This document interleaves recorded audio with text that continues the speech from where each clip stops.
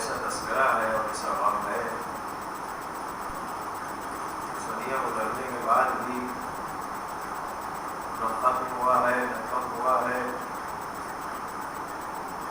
اور نہ اس میں ذرہ برابر کوئی نرمی آئی ہے۔ ہماری ہر آنے والی نسل اس تذکرے کو بجائے اس کے کہ کم کرے اور جوش خروش پیدا ہوتا ہے۔ یہ حسین ابن علی علیہ السلام کا معجزہ ہے جو آپ نے کربلا کے میدان میں چھوڑا اور رہتی دنیا تک یہ باقی رہے گا۔ ہر نبی اپنے ساتھ معجزہ لے کر آتا ہے، ہر امام اپنی امامت کے ثبوت کے لیے معجزہ دکھاتا ہے۔ بعض لوگوں نے صرف ایک ہی معجزہ دکھایا نبوت کے اس بات کے لیے، اور بعض نے بہت سارے معجزے دکھائے۔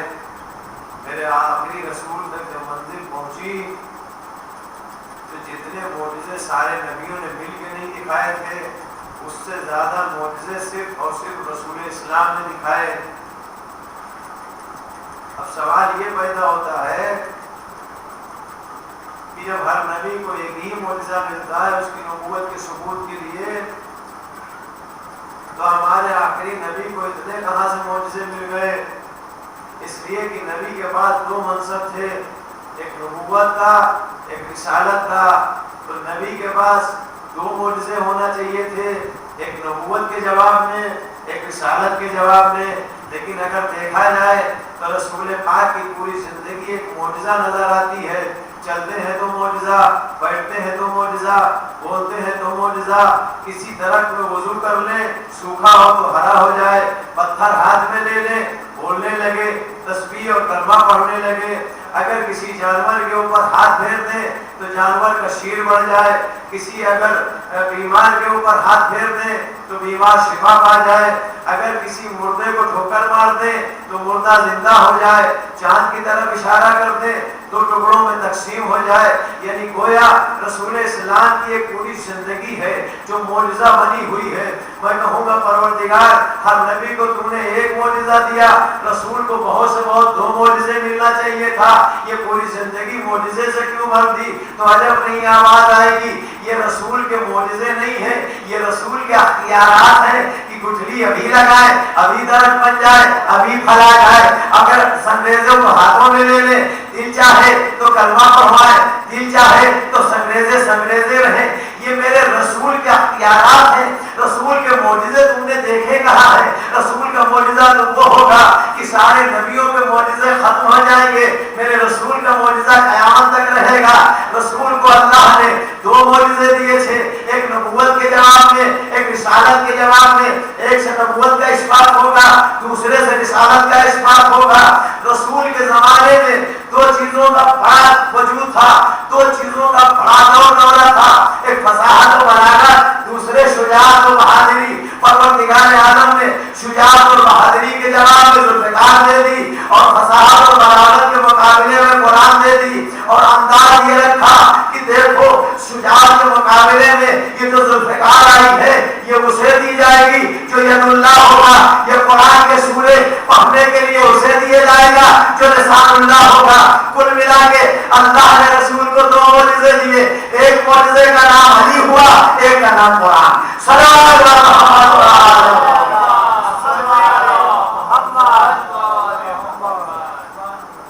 تو ظاہر ہے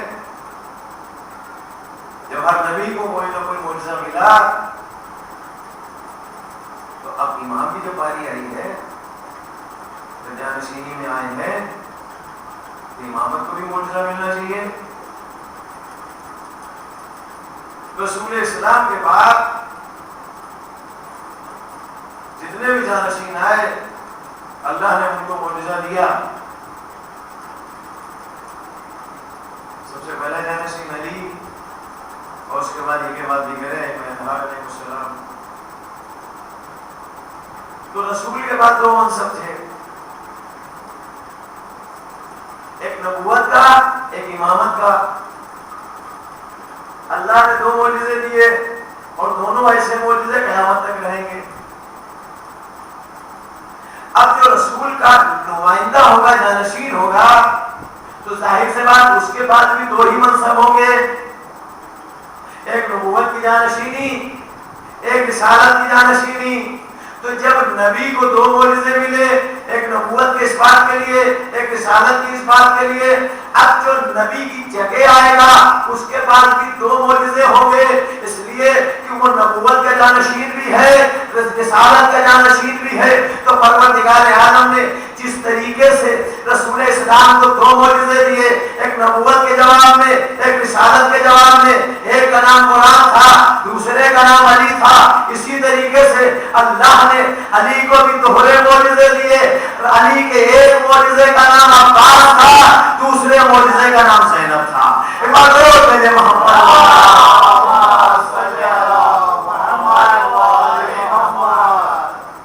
عباس شجاعت اور بہادری کے مقابلے میں، زینب فصاحت اور بلاغت کے مقابلے میں۔ جو کام عباس کی تلوار کرے گی وہی کام زینب کے خطبے کریں گے۔ دونوں کی تلوار چلے گی، وہاں عباس کی تلوار ہے اور یہاں اوریجنل تلوار ہے۔ دونوں کا میدان ایک ہے، کام ایک ہے، نوعیت بدلی نہیں۔ پروردگار عالم نے ہر نبی کو معجزہ دیا، لیکن سارے نبیوں کو معجزے ختم ہو گئے۔ کچھ معجزے ایسے تھے کہ جو ابھی تک باقی ہیں اور قیامت تک باقی رہیں گے۔ حضرت موسیٰ علیہ السلام کو اللہ نے بہت سارے معجزے دیے۔ ایک عصا دے دیا، ہر بیماری کی دوا بنا دی، جیسی ضرورت پڑے اسی عصے میں کام لے لیا جائے۔ اگر سانپ آ جائے تو اجزا بنا دو، دریا آ جائے راستہ بنا دو، بیابان آ جائے پتھر سے پانی کے چشمے ابال دو۔ اور بہت بڑے بڑے کام جناب موسیٰ کی قوم نے لے لیے ان سے۔ یہ ممبر کو بتانے کی ضرورت نہیں ہے، ایسے ایسے کام حضرت موسیٰ سے لے لیے۔ حضرت موسیٰ کی قوم نے ایک عصا 50 بیماری کی دوا بنا دی، لیکن کب تک؟ جب تک حضرت موسیٰ علیہ السلام زندہ رہے، اس وقت تک وہ عصا ان کے ہاتھ میں رہا۔ عصا بھی ہے، ایسا نہیں کہ گیا۔ آخری ایمان کے پاس وہ حضرت موسیٰ کا عصا ہوگا۔ تو جب تک حضرت موسیٰ زندہ رہے ہاتھ میں عصا رہا، جب تک عصا رہا معجزے پہ معجزے ہوتے رہے۔ ادھر موسیٰ گئے، عصا موجود رہا، کوئی معجزہ نہ دکھا۔ کہ ملتا ہے حضرت موسیٰ کے بعد اس عصے نے کوئی معجزہ کیا ہو؟ نہیں۔ تو اس کا مطلب یہ ہے کہ جب تک نبی موجود رہے گا اس کا معجزہ بھی باقی رہے گا۔ حضرت عیسیٰ مسیح علیہ السلام جب تک دنیا میں زندہ تھے، دنیا میں موجود رہے، کوئی بیمار ہے اسے چھو لے صحیح ہو جائے، مردے دینے کے لا کے نکالتے رہے، اس کو زندہ کر دیجیے اور ٹھوکر مارے منہ میں اس نیلا کھڑا ہو جائے۔ جب تک حضرت عیسیٰ مسیح زندہ رہے دونوں معجزے برابر رہے۔ عیسیٰ مسیح چل کے چاروں پہ چلے گئے، ان کے جاتے ہی آج تک نہ سنا نہ کسی کتاب میں دیکھا کہ کوئی دوسرا اور آیا ہو عیسیٰ مسیح کی جگہ پر یا عیسیٰ مسیح والا معجزہ چل رہا ہو. عیسیٰ مسیح رہے تو معجزہ رہا, عیسیٰ مسیح گئے تو معجزہ چلا گیا. یعنی جب تک نبی موجود ہے بیماروں کو شفا بھی ملی, مردوں کو حیات بھی ملی. عیسیٰ مسیح گئے, اب شفا دینے والا کوئی نہیں ہے, مردوں کو زندہ کرنے والا کوئی نہیں ہے. کتنا بڑا ہے میرا حسین. اس سن 61 ہجری میں حسین اس دنیا سے چلا گیا, لیکن حسین نے سرزمین کربلا کے اوپر ایسا معجزہ چھوڑا جو قیامت تک رہے گا. عیسیٰ جب تک زندہ رہے مردوں کو شفا دیتے رہے, لیکن جب تک سرزمین کربلا رہے گی, زمین کربلا بیماروں کے لیے شفا بنی رہے گی. وہاں چلے جاؤ شفا مل جائے گی. اگر مردہ دل ہے تو حسین سے مدد مانگو, ایک نہیں پوری قوم زندہ ہو جائے گی.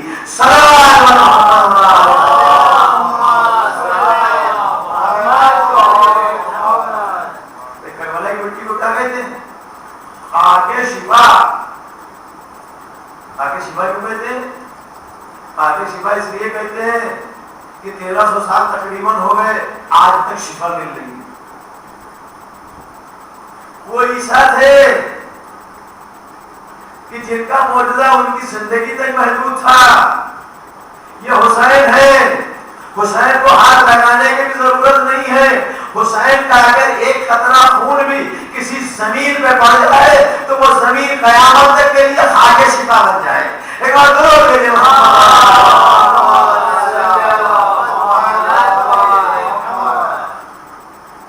یہ حسین کا معجزہ ہے, یہ حسین کی عظمتیں ہیں. اسی لیے رسول السلام نے ارشاد فرمایا تھا, ان الحسین مصباح الہدی و سکینۃ النجات. میں نے یہ آدھی حدیث آپ کے حوالے کر دی تھی اور وقت کی تنگی کی وجہ سے یہ آدھی حدیث بچی تھی. رسول السلام نے ارشاد فرمایا, حسین ہدایت کا چراغ ہے, اور چراغ کی ساری نوعیت آپ حضرات کے سامنے پیش کر دی تھی. چلتے چلتے ایک چیز اور عرض کر دوں, آپ نے دیکھا ہوگا کہ چراغ کی ایک خصوصیت اور ہوتی ہے, اور یہ ضرب المثل بھی ہے کہ چراغ کے تلے اندھیرا, چراغ تلے اندھیرا. یہ محاورہ ہے یا نہیں؟ یہ محاورے کو اگر دیکھنا ہے تو چراغ جلا کے یا شمع جلا کے دیکھ لیجیے گا. جس جگہ پر چراغ رکھا ہوتا ہے اس کے ایک محدود دائرے میں اندھیرا ہوتا ہے اور اس کے بعد روشنی ہوتی ہے. یعنی یوں کہا جائے کہ چراغ کے نیچے ہمیشہ اندھیرا رہے گا اور اس دائرے کے بعد اجالا رہے گا. میں نے کہا بھائی یہ بات میری سمجھ میں نہیں آئی. وہ چراغ جو سب کو اجالا دیتا ہے آخر خود اس کے نیچے اندھیرا کیوں ہوتا ہے؟ تو مسئلہ سمجھ میں آ گیا. رسول اسلام نے کیوں کہا کہ حسین ہدایت کا چراغ ہے؟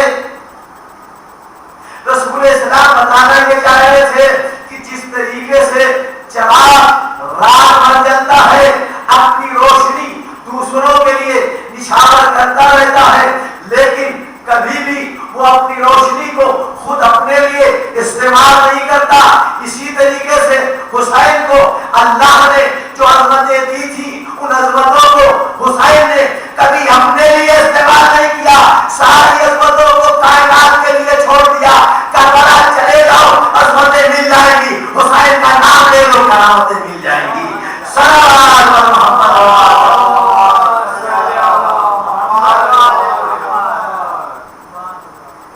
حدیث کا دوسرا رخ, حسین نجات کی کشتی ہے. اگر رسول اسلام سے اتنی سی بات کہہ دیتے کہ حسین نجات دینے والا ہے، تو کیا بات ادھوری تھی؟ نہیں، بات مکمل ہو جاتی کہ امام حسین علیہ السلام نجات دینے والے ہیں. لیکن جیسے وہاں پر نہیں کہا کہ حسین ہدایت دینے والے ہیں، بلکہ ایک مثال دی.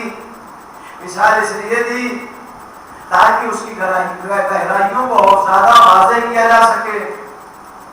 اسی طریقے سے رسول اسلام نے یہاں بھی ارشاد فرمایا کہ حسین نجات کی کشتی ہے. یہ کشتی کا لفظ رسول اسلام نے ایک موقع پر اور ارشاد فرمایا، مثل اہل بیتی کمثل سفینۃ نوح. ہمارے اہل بیت کی مثال ایسی ہے کہ جیسے نوح کا سفینہ. اب یہ نوح کا سفینہ تھا کیا؟ دیکھیں کشتیاں دو طرح کی ہوتی ہیں. عام طور سے جو پہلے کشتیاں بنتی تھیں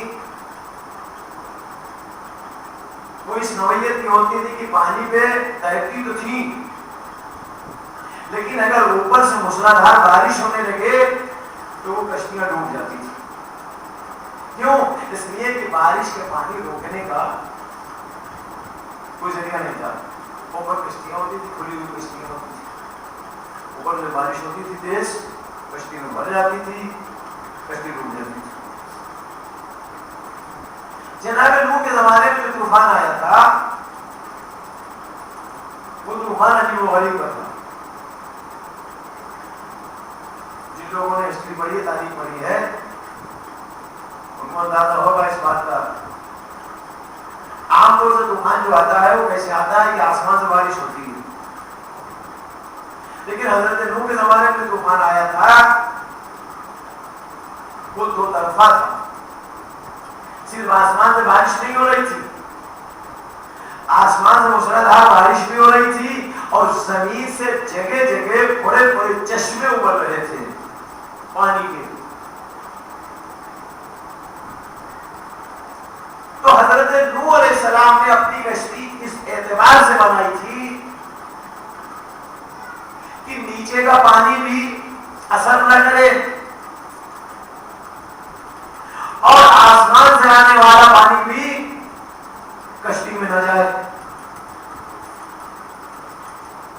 ایسی کشتی ہو کہ جہاں پر جو طوفان آ رہا ہے زمین سے چشمے بھی ابل رہے ہیں اور آسمان سے موسلادھار بارش بھی ہو رہی ہے، جگہ جگہ بادل پھٹ رہے تھے، اتنی تیز بارش ہو رہی تھی.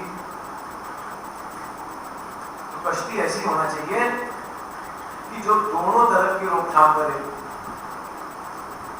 لہذا حضرت جبریل علیہ السلام کی نگرانی میں حضرت نوح نے اس کشتی کو بنایا اور دنیا کی یہ پہلی کشتی تھی کہ جو اس نوعیت کی بنی، اتنی بڑی، اتنا بوجھ لے جانے والی کہ جس میں نیچے کا بھی پانی اثر نہ کرے، اوپر آسمان کا بھی پانی اثر نہ کرے. آسمان میں پانی روکنے کے لیے اوپر بھی تختے لگائے گئے تھے اور ہوا کے ساتھ جو پانی آئے وہ بھی کشتی کے اندر داخل نہ ہو.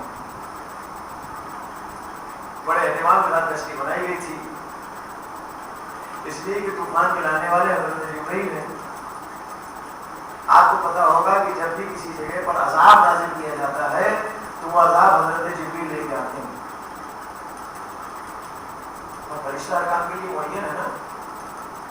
تو یہ جو طوفان کا عذاب تھا یہ جبریل لانے والے تھے، تو ظاہر جو عذاب لانے والا ہے وہی عذاب کی جب کاٹ بتائے گا تو کتنی اچھی ہوگی. جبریل کشتی کی نوعیت بتا رہے اور وہی عذاب لانے والے. تو اس کا مطلب یہ ہے کہ عذاب جس طریقے سے نقصان پہنچا سکتا ہے وہ ساری روک تھام اس تختی میں، اس کشتی میں لگائی جائیں.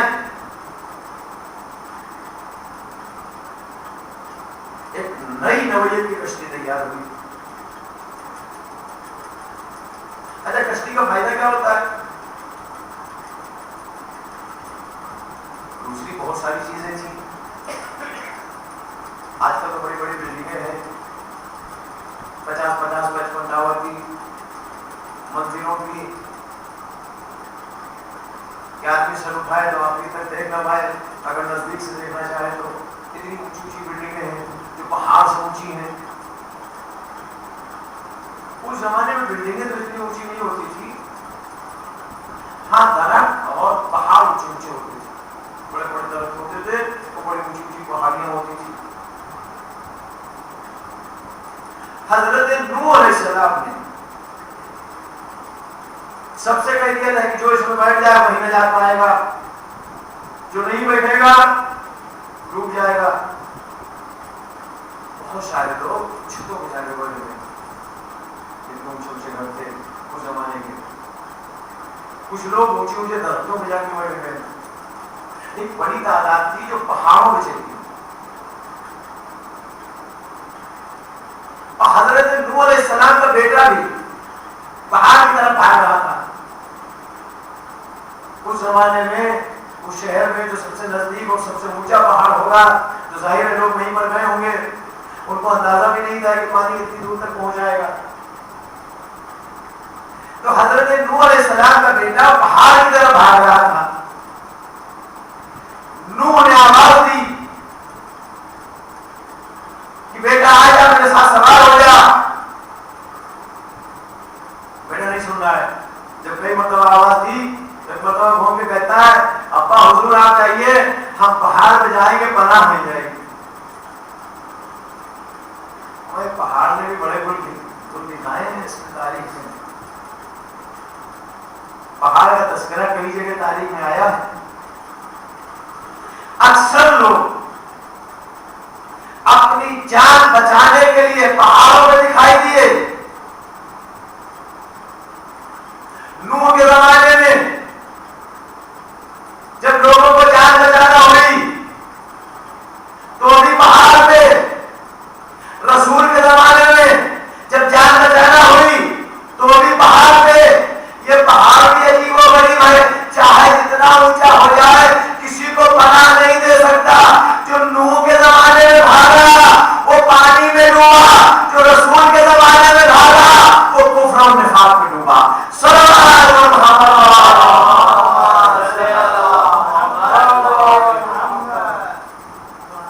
ابھی بتائیے کہ کشتی کی نوعیت کیا ہوتی ہے. بھائی ہر جگہ اونچی اونچی چیزیں تھیں, لوگ وہاں پہ چلے گئے, انہوں نے نجات مل جانا چاہیے تھی. صرف کشتی میں بیٹھنے والوں کو نجات ملے گی, ایسا کیوں؟ کہ اس کا تجربہ حضرات نے بہت اچھی طریقے سے کیا ہوگا. پانی میں کوئی بھی چیز آپ ڈالیے وہ پانی کے نیچے چلی جائے, اور کشتی میں جب پانی میں ڈالیے تو وہ بڑی رہتی ہے. اس کے علاوہ زمین پہ جو بھی چیز پڑی ہے, چاہے جتنی اونچی ہو, پانی جب تک اس چیز کے نیچے ہے وہ پانی کے اوپر ہے. لیکن جیسے جیسے پانی بڑھتا جائے گا زمین کی چیزیں ڈوبتی جائیں گی. درخت بڑا اونچا,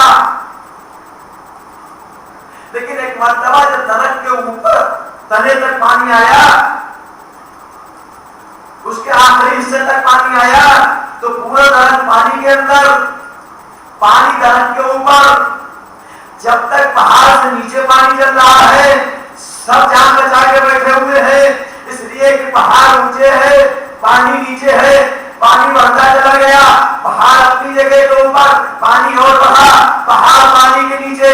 اس کا مطلب یہ ہے کہ ساری چیزوں کی صفت یہ ہے کہ پانی اوپر آتا ہے, چیزیں اپنی جگہ پہ منجمد رہتی ہیں, چیزیں نہیں ہلتی, چیزیں اپنی جگہ کے اوپر مستقل رہتی ہیں. پانی اوپر جائے گا تو وہ نیچے چلی جائیں گی, پانی نیچے آئے گا تو وہ اوپر چلی جائیں گی. صرف کشتی ایک ایسی چیز ہے کہ جتنا پانی بڑھے گا کشتی بھی اتنی ہی بڑھے گی. اب سمجھ میں آیا رسول اسلام نے کیوں کہا کہ حسین نجات کی کشتی ہے. رسول اسلام نے اس لیے کہا کہ دنیا میں جتنا ظلم و ستم بڑھتا رہے گا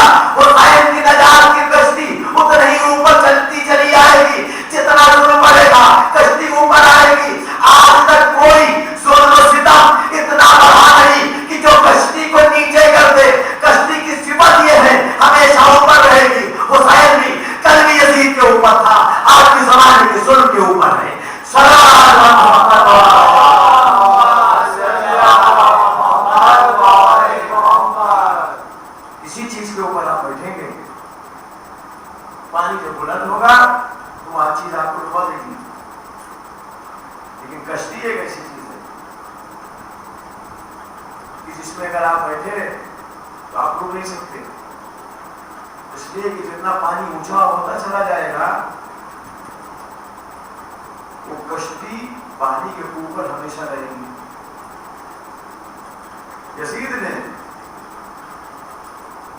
کتنی بڑی طاقت جمع کی تھی کربلا کے میدان میں،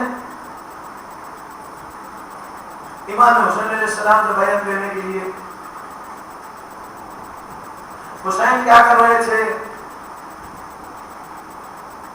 حسین اللہ کا نمائندہ اپنا صبر و استقلال لے کے کربلا میں کھڑا ہے، اور ادھر یزید کے ظلم کا طوفان ابل رہا ہے، فوجوں میں فوجیں آ رہی ہیں، ظلم بڑھایا جا رہا ہے، محاصرہ کم کیا جا رہا ہے، کوئی ساتھی کوئی ملنے والا حسین تک نہ پہنچ پائے، پہرے بٹھائے جا رہے ہیں۔ آپ کو شاید اندازہ نہیں ہوگا کہ امام حسین علیہ السلام کے ساتھ کربلا میں 72 لوگ شہید ہوئے، اسی دن روز عاشورہ امام کے لیے اور بھی لوگ شہید ہوئے کہ جن کا نام 72 میں نہیں آتا ہے اس لسٹ میں۔ کیوں؟ اس لیے کہ کربلا کی سرحد کے اوپر جو یزید کا پہرا لگا تھا، لوگ جب امام کے پاس آنا چاہتے تھے تو وہاں وہ سرحد کے اوپر جنگ میں وہ لوگ شہید ہوئے۔ بعض کتابوں میں ان کے نام ملتے ہیں اور بعض کے نام ہی محو ہو گئے۔ کیوں؟ اس کی سرکار اس کی ہے، رائٹر اس کے ہیں، کتابیں اس کی ہیں، تاریخ اس کی ہے، سب کچھ اس کا تھا۔ ان کے نام اکثر غائب ہو گئے، لیکن جو امام حسین علیہ السلام کے ساتھ شہید ہوئے یہ حسین کا معجزہ تھا کہ کوئی ناموں کو مٹا نہ سکا، اور اگر ان ناموں کو مٹا دیتا تو پھر امام حسین علیہ السلام قیامت تک کی باقی کیسے رہتے، ہدایت کیسے کرتے؟ حسین تو ایسا ہاتھی ہے جو قیامت تک کی ہدایت کرے گا، حسین ایسا نجات دینے والا ہے جو قیامت تک نجات دیتا رہے گا۔ جتنے لوگ بھی دنیا میں آئے، چاہے وہ نبی ہو چاہے رسول ہو، جب تک زندہ رہے اسی وقت تک ان لوگوں نے ہدایت کی۔ جب نبی دنیا سے چلے گئے ان کی ہدایت ختم ہو گئی، لیکن قربان جائیں اس حسین کے اوپر کہ حسین زندہ تھے تو بھی ہدایت کر رہے تھے، دنیا سے چلے گئے تو بھی ہدایت کر رہے تھے۔ ایسا معجزہ آپ نے کسی کا نہیں دیکھا ہوگا جو حسین بن علی کا ہے۔ وہ کام جو لوگوں کی زندگیوں سے وابستہ ہوتے ہیں، حسین بن علی نے ان سارے کاموں کو شہید ہونے کے بعد بھی باقی رکھا۔ تو اس کا مطلب یہ ہے کہ جو کام کرنے کے لیے زندگی اور حیات ضروری ہے وہی کام حسین کی شہادت کے بعد بھی اگر ہو رہے ہیں تو اس بات کو ماننا پڑے گا کہ حسین آج بھی زندہ ہے۔ ہمیں تو قرآن سے پوچھ لیجیے، قرآن نے یہی تو کہا الا تحسبن الذين قتلوا في سبيل الله اموات بل احياء عند ربهم يرزقون۔ جو راہ خدا میں اپنی جانوں کو دے دیتے ہیں ان کو مردہ گمان بھی نہیں کرنا، وہ زندہ ہے۔ تو حسین نے کیا کیا؟ حسین نے بھی تو راہ خدا میں جان دی، تو اللہ کہتا ہے جو راہ خدا میں جان دیتا ہے وہ مرتا نہیں۔ حسین نے راہ خدا میں جان دی تو حسین کہاں سے مرے گا؟ اب سمجھ میں آیا آج بھی جو حسین ہدایت کر رہے ہیں یہ ہدایت صرف اس لیے ہے کہ حسین اس وقت بھی زندہ تھا، حسین آج بھی زندہ ہے۔ ایک بات اور کہتے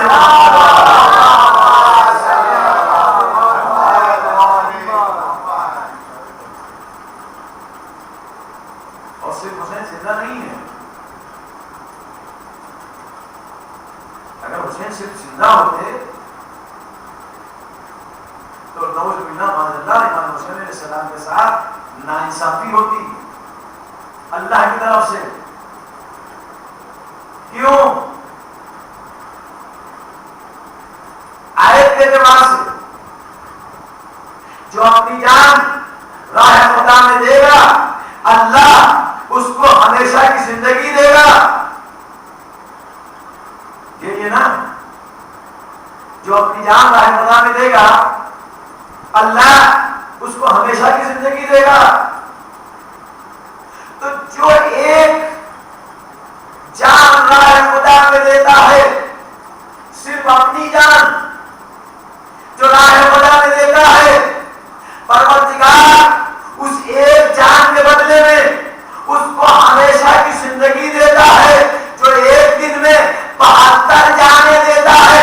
اگر اس کو بھی زندگی دی جائے تو یہ بے انصافی ہوگی، لہذا پروردگار عالم نے انصاف کر دیا، جو ایک جان دے گا اس کو زندگی ملے گی، جو ایک دن میں 72 جانیں دے گا اس کو زندگی کا مالک بنا دیا جائے گا۔ اب کربلا کے بعد جس کو زندگی لینا ہے حسین کے در پہ چلا جائے، حیات مل جائے گی۔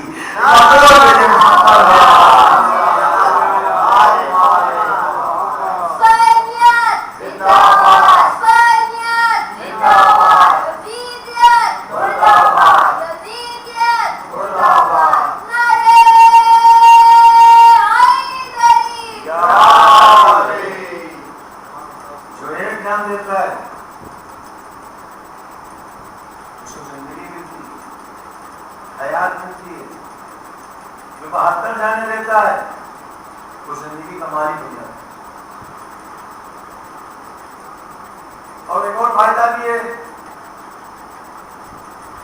یہ آج کریمہ کے لحاظ سے ایک فائدہ اور بھی ہے راہ خدا میں جان دینے کا۔ جو راہ خدا میں جان دیتا ہے روز محشر بغیر حساب کتاب اٹھایا جائے گا اور جنت میں داخل کیا جائے گا، یعنی جنت کی ضمانت۔ جو ایک جان دے گا اس کو اللہ ہمیشہ کی زندگی بھی دے گا، اس کو اللہ کی طرف سے رزق بھی ملے گا اور بغیر حساب کتاب جنت میں بھی جائے گا۔ تو یہ ساری جزائیں تو اس کے لیے ہیں جو ایک جان دے، جو 72 جانے دے، اس کے لیے کیا؟ جو ایک جان دیتا ہے اللہ اس کو رزق دیتا ہے، جو ایک دن میں 72 جانے دیتا ہے وہ کائنات کو مجلس کے تورق کے عنوان سے رزق پہنچاتا ہے۔ جب تک مجلسیں رہیں گی یہ رزق بڑھتا رہے گا، یہ رزق بانٹنا اس بات کی دلیل ہے جو ایک جان دیتا ہے وہ رزق لیتا ہے، جو 72 جانے دیتا ہے وہ دنیا کو رزق بانٹتا ہے۔ ایک بات اور بھیجا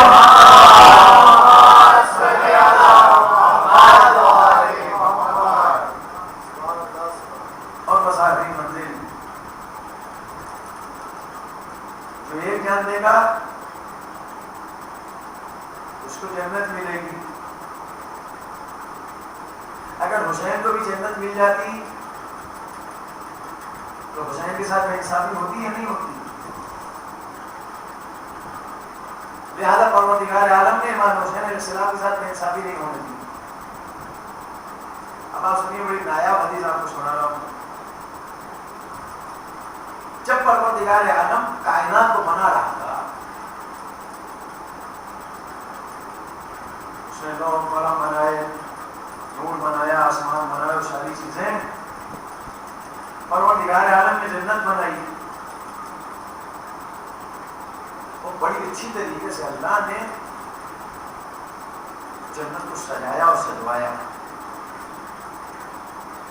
دیکھیں ایک مسئلہ ہوتا ہے کہ ایک چیز آدمی کام کرتا ہے صرف اس لیے کام کر رہا ہے کہ کرنا ہے, اور ایک کام انسان بڑی لگن اور دل کے ساتھ کرتا ہے, دلچسپی کے ساتھ کرتا ہے. اللہ نے جنت بنوائی اور جنت بنانے کے بعد اس کی جو سجاوٹ تھی اس کو اللہ نے بڑی دلچسپی کے ساتھ لیا. اور جنت کو اس طریقے سے سجا دیا کہ کوئی بھی جنت میں ایک مرتبہ داخل ہو جائے پھر اس کو کسی بھی اینگل سے, کسی بھی کونے سے, کسی بھی طرح سے ایک ذرہ برابر اس چیز کا احساس نہیں ہوگا کہ یہاں کسی چیز کی کمی ہے. اور جنت کو اس انداز سے بنایا گیا کہ انسان نے دنیا میں جو چیزیں دیکھی ہیں, جس طرح سے دیکھی ہیں, جیسے دیکھی ہیں, جنت بالکل اس سے منفرد رہی. اس لیے اللہ نے جنت کے اوقات بھی دنیا سے الگ رکھے. یہاں کی طرح نہ دن ہے اور یہاں کی طرح نہ رات ہے. تو پروردگار عالم نے جب جنت کو مکمل طریقے سے سجا دیا اور اس کے بعد اللہ دوسری چیزوں کی خلقت کی طرف متوجہ ہوا. یہ حدیث روح الشہادہ جو بڑی مشہور کتاب ہے, کئی 100 سال پہلے لکھی گئی ہے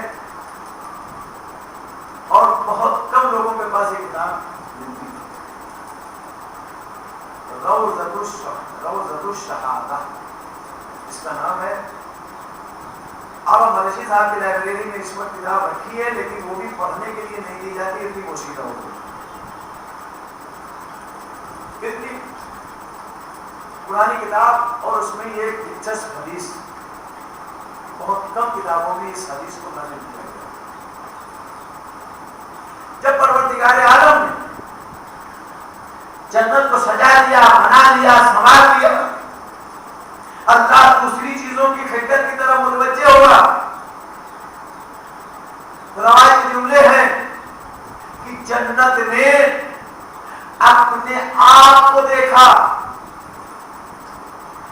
اپنی سجاوٹ کو دیکھا, اپنی خوبصورتی کو دیکھا. جب مکمل طریقے سے جنت نے اپنے آپ کو دیکھا, اس کے بعد جنت کہتی ہے کہ پروردگار تو نے مجھ کو بڑے اچھے انداز سے سجایا ہے, لیکن پھر بھی میں اپنے اندر ایک کمی دیکھ رہی ہوں. تو پروردگار عالم نے یہ نہیں پوچھا کہ جنت یہ بتا تیرے اندر کمی کون سی ہے, ہم نے تو ہر طرح سے سجا دیا.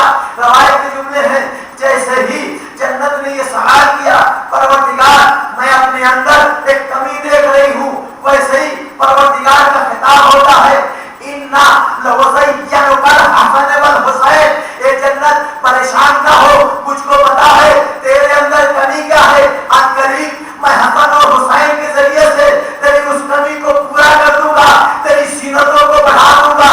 اب رسول اسلام نے کیا ارشاد فرمایا, الحسن والحسین سیدہ شباب اہل الجنہ. حسن اور حسین جنت کے جوانوں کے سردار ہیں. اب سمجھ میں بات آ گئی, جو ایک جان دیتا ہے اس کو جنت ملتی ہے, جو 72 جانے دیتا ہے جنت کی سرداری ملتی ہے.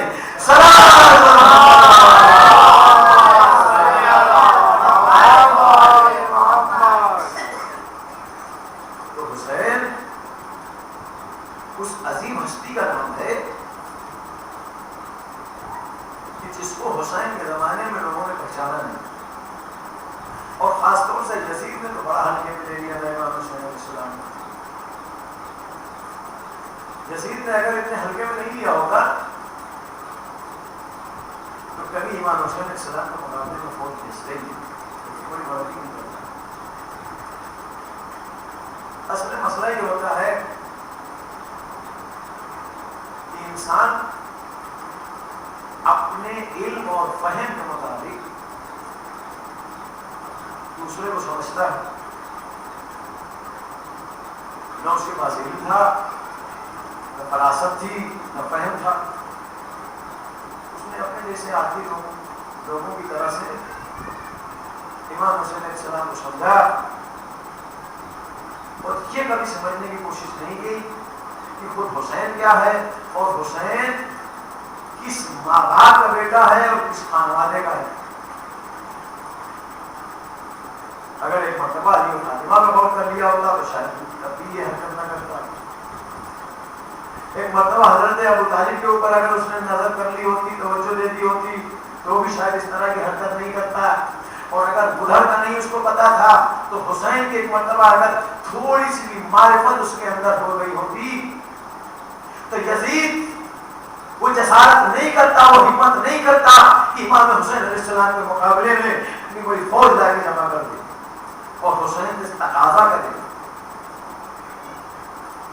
اگر حسین کے در پہ یہ در وہ ہے کہ یہاں پر اگر سر جھکا کے آؤ گے تو کائنات مل جائے گی، سر اٹھا کے آؤ گے ایک ذرے کے برابر بھی نہیں بچو گے. یزید سر اٹھا کے آیا، سر جھکا کے آیا ہوتا تو حسین کوئی دنیا کی سلطنت اس کے حوالے کر دیتے. حسین کو کوئی حکومت کی ضرورت تھی، حکومت کی خواہش تھی. حسین کو سے رکنا چاہیے تھا کہ تیرا جو دل چاہے کر، لیکن میرے نانا کے دین کو برباد نہ کر. اپنے نانا کے دین کو برباد نہیں ہونے دوں گا. بس حسین سے رکنا چاہتے تھے. لہذا امام حسین علیہ السلام اسی عزم و استقلال میں اپنا پیارا وطن چھوڑا، بچوں کو لیا، بیویوں کو لیا، راستے کی صحبتیں برداشت کی، بھوک اور پیاس برداشت کی، کربلا کی سرزمین پر آئے. ایک ایک جوان کا، ایک ایک بچے کا حسین نے اپنے ہاتھوں سے لاشا اٹھایا. امام حسین علیہ السلام نے وہ سب کچھ کر دکھایا کہ جس کے ذریعے سے رسول اسلام کے دین کو بقا مل جائے. اور جب حسین شہید ہو گئے اب اس کاروان کی کاروان سالان سینہ پسنداروں، یہ کاروان جب راستہ طے کر رہا تھا کوفے سے شام کی طرف، وہاں پر ایک منزل ایسی آئی کہ ادھر سے قافلہ گزرا. ایک چھوٹا سا شہر تھا، اس شہر میں ایک مومنہ رہتی تھی. وہ مومنہ اکثر جب فرصت میں بیٹھتی تھی تو اپنے گھر والوں کو، اپنی کنیزوں کو، اپنے غلاموں کو مدینے کے قصے سنائے اور یہ بتاتی تھی کہ جب مدینے میں تھے تو ہے گھرانہ تھا علی کا، فاطمہ کا، شہزادے تھے، حسن و حسین نام تھا، شہزادیاں تھی، زینب کو ام کلثوم نام تھا. ہم اسی آنگن میں کھیلے ہیں، ہم اسی آنگن میں پلے ہیں.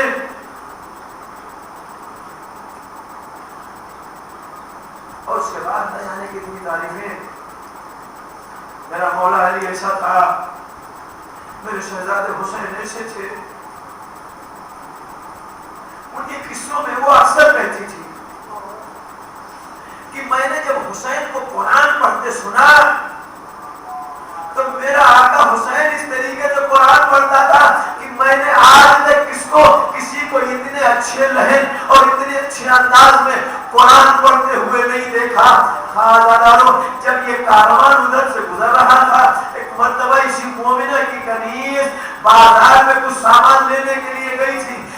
اس کو وہاں سے واپسی میں کافی تاخیر ہو گئی. جب کافی تاخیر ہو گئی تو یہ مومنہ نے سوچا حالات ٹھیک نہیں ہے، ایک عورت ہے، ایک کنیز ہے، باہر گئی ہے، نہ جانے لوگوں نے کیا کیا کہ مومنہ کافی پریشان اپنے آنگن میں ٹہل رہی تھی. کافی دیر کے بعد اس کی کنیز واپس آتی ہے. کیا دیکھا کہ سر کے اوپر دوپٹہ نہیں ہے, بال بکھرے ہوئے ہیں, چہرے کے اوپر عجیب دھول اور دھوائیں اڑ رہی ہے. اس کے بعد میں آنکھوں میں آنسو ہے, چہرے کے اوپر حیرانی و پریشانی ہے. یہ مومنہ نے جب اپنی کنیز کو اس طریقے سے دیکھا تو فوراً گھبرا کے نزدیک جاتی اور پوچھتی ہے, اے میری کنیز وجہ کیا ہے, تیرا یہ حال اتنا کس نے بگاڑا؟ کہا اے میری مالکن, اے میری شہزادی, میرا یہ حال کسی نے بگاڑا نہیں ہے, لیکن آپ جلدی سے سر کے اوپر چادر ڈالیے اور باہر میرے ساتھ چلیے. یہ مومنہ پوچھ رہی ہے, ارے میری کنیز بتا تو صحیح ماجرا کیا ہوا ہے, واقعہ کیا گزرا؟ کہا ادھر سے ایک لٹا ہوا کارواں جا رہا تھا, کچھ بیویاں اسیر تھی اور کچھ سر نو کے نیزے کے اوپر تھے. میں نے اس کاروان سے ایک ایسی آواز سنی کہ کوئی جوان قرآن مجید پڑھ رہا تھا, اتنی اچھی تلاوت کر رہا تھا, میں نے آج تک کبھی کسی کے زبانی اتنی اچھی قرآن کی تلاوت نہیں سنی. اتنا اچھا انداز تھا, اتنی اچھی لہر تھی. تو اے میری مالکن, اے میری شہزادی, مجھ کو آپ کا وہ جملہ یاد آیا کہ جو آپ کہتی تھی میرا حسین ایسا قرآن پڑھتا ہے کہ جیسا قرآن اس وقت کوئی پڑھ نہیں سکتا. اے شہزادی, آپ ذرا اس کی قرآن سن لیجیے, اس کی ذرا تلاوت کو سن لیجیے, آپ آقا حسین کی تلاوت کو بھول جائیں گی. بس یہ سننا تھا کہ اس نے ڈانٹا, اے سنو, یہ دیکھو اسیروں کا کاروان ہے, یہ لٹے ہوئے لوگوں کا کاروان ہے, یہاں کے اوپر میرے آقا حسین کا نام نہ لے, ایسا نہ ہو تیری محمود زبان سے میرے آقا حسین کا نام نکل جائے اور ان کے ساتھ کچھ انہونی ہو جائے. میں نہیں چاہتا میرے آقا حسین کے ساتھ کوئی مشکل پیش آئے, کوئی مشکل در پیش آئے. لیکن وہ کنیز نہیں مانتی ہے, اپنی شہزادی کا ہاتھ پکڑتی ہے. اس نے ایک چادر کا ایک سرا اپنے سر کے اوپر ڈالا, دوڑتی ہوئی جا رہی ہے, چادر کا دوسرا سرا زمین کے اوپر رگڑ رہا ہے. کہا کاروان کہاں گیا؟ کہا بیوی کاروان اسی راستے کے اوپر تھا, میں نے یہاں کے اوپر چھوڑا تھا. یہ دونوں لوگ کاروان کے پیچھے پیچھے دوڑ رہے ہیں. ایک مرتبہ دور سے وہ کاروان دکھتا ہے, ان لوگوں نے دور سے آواز دینا شروع کی, اے کاروان والو ذرا کاروان کو روکو, ذرا قافلے کو روکو. قافلہ روکا گیا. یہ دونوں بیویاں جب کاروان کے نزدیک گئی تو کیا دیکھا, ایک قیدی ہے کہ جس کے گلے میں خاصا توپ ہے, ہاتھوں میں ہتھکڑیاں ہیں, پیروں میں بیڑیاں ہیں, کچھ سر ہے جو نو کے نیزہ کے اوپر بلند ہے, کچھ بیویاں ہیں کہ جن کے سروں کے اوپر چادریں نہیں ہیں. انہوں نے اپنے چہرے کا پردہ اپنے بالوں سے کیا ہوا ہے. یہ بیوی حیران و پریشان تھی. آخر اس کاروان میں ہم کس سے سوال کریں؟ ایک مرتبہ وہ بیوی اس سوال کے نزدیک گئی کہ جس کے گلے میں خاردار توپ, ہاتھوں اور پیروں میں ہتھکڑیاں اور بیڑیاں تھی. ایک مرتبہ سوال کیا, اے جوان, ارے تو کون ہے؟ ایک مرتبہ آپ نے بیمار نے دیکھا, کہا اے پھوپھی آپ پر میرا سلام ہو. معلوم یہ خاتون کون تھی؟ یہ مالک اشتر کی بیٹی تھی جن کو علی نے پالا تھا اور علی و فاطمہ نے اپنے ہاتھ سے شادی کی تھی. زین العابدین پہچان گئے. اے پھوپھی آپ پر میرا سلام ہو. جیسے امام زین العابدین علیہ السلام نے پھوپھی کا لفظ استعمال کیا, بس یہ مومنہ بگڑ گئی. اے جوان, خبردار مجھ کو پھوپھی نہ کہنا. مجھ کو پھوپھی کہنے والے مدینے میں کچھ لوگ ہیں, ان کے علاوہ کوئی پھوپھی نہیں کہہ سکتا. کہا پھوپھی آپ کو کون پھوپھی کہہ سکتا ہے؟ کہا زین العابدین کی ہم پھوپھی ہیں, علی اکبر کی ہم پھوپھی ہیں, قاسم کی ہم پھوپھی ہیں. اتنا کہنا تھا. ایک مرتبہ مجھے یہ بات نظر ملا, اے پھوپھی آپ نے نہیں پہچانا, وہ میرے بابا حسین کا ساتھ, وہ بیویوں میں زینب, یہ زین العابدین. اے پھوپھی ہم لٹ گئے, بابا مارا گیا, ہم اسیر ہو.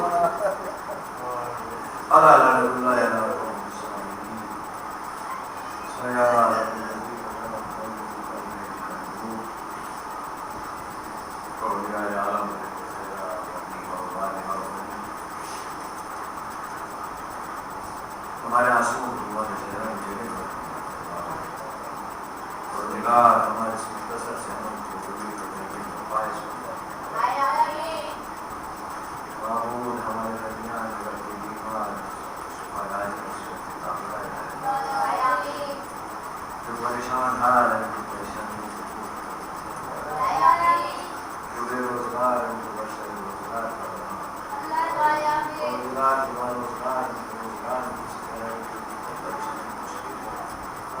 سب چیزوں کو دور کرنا.